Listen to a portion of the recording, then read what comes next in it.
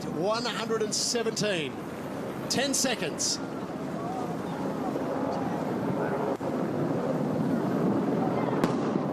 And there it is, the starting gun. They are away and racing in the 70th edition of the Rolex Sydney Hobart. 117 yachts begin the battle to win one of the world's most famous ocean races. And look at that, the 4 maxis there. Comanche got the jump.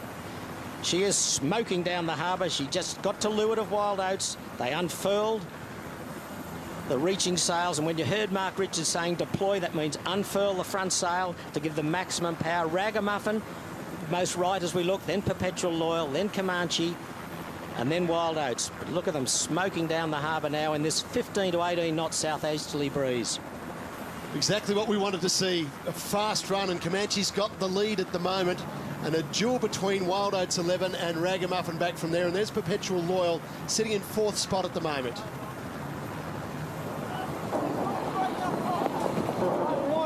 Nice breeze on here.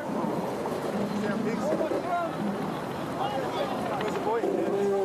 Okay, easy, mate. Come on, easy. Fucking cool. Easy. Yeah. Easy, guys, easy. Breeze on here. It's going to be good for us up here. They're not going to be able to carry it. Let's just go fast here. Easy, mate. Good work, guys. Get the board up. Come on. Top right of your screen, you're on board with Wild Oats. Bottom right, Nice job, Comanche. guys. Really good work. They are smoking. Look at that thing go. Woo. Stay deep. The boys well up here. Where's Sound Pigs? Yeah. Bang on. Get some bang on. Let's go, Mott. Bang on, mate. Bang on. Well, the 2 Super Maxis are pulling away, Comanche and Wild Oats 11. What's the board say? You heard Mark Richards say there, look at the speed of Comanche. He is blown away by what he's seeing so far. Something's not right here, guys. Something's not right. We're going real slow. Real slow here. Look at that thing go. Easy. Hey, how do you feel on the deploy? Wow, look at Comanche. She is smoking. They have put that pedal down, and this is probably a very good wind angle for her. Without stating the obvious, you can see what she's done to Wild Oats in such a short period of time. Ragamuffin hanging in, Perpetual Loyal hanging in, but it's all Comanche at the moment. They must be very pleased with this little short period of the race, but a long way to go. They've got to get through tonight.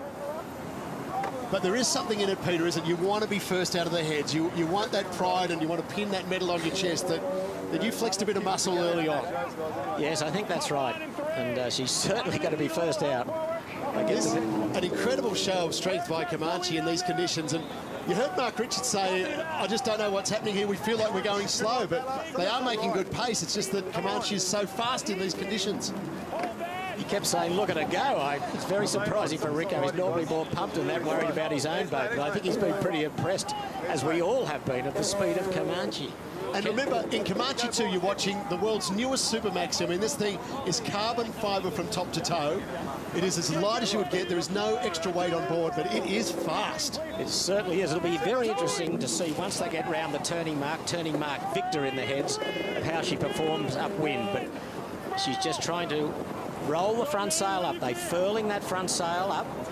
And once they get it furled, they'll take it down below. It's a big, heavy sail. That's where you need all the crew. The big, heavy men get up on the foredeck and wrestle that sail below. But as you can see now, they're furling it.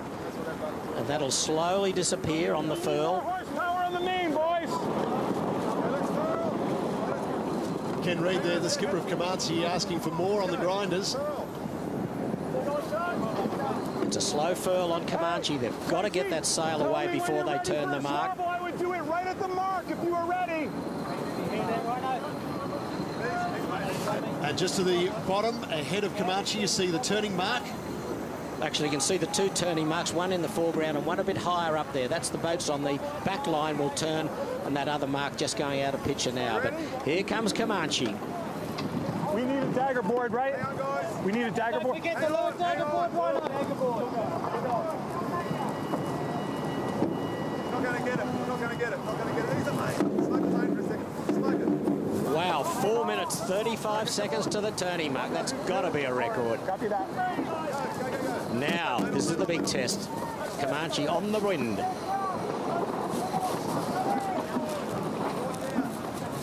It's too loose. It not go. Trying to go to windward or too late. He wasn't ready. Let's get it going. Now, that's the voice of Kenny Reid, the skipper on Comanche. What he's trying to do right? is trying to get that front sail down and get it tied away and down below, because they don't need that going to windward. Here comes Oates around the mark now. And that in a time of 5 minutes 13 seconds is pretty quick too. So what Mark Richards was saying earlier about not having enough speed, they actually have good speed. It's just that Comanche is that much quicker again. One boat's a little bit quicker, and that's a problem. That's a big problem. So they're the two boats. They're on their way south, out to the turning mark. Get the jib inboard, please. Inboard, on. I'm out of balance. Here comes Ragamuffin. They've done a good job too. Brand new as Comanche. She's third around.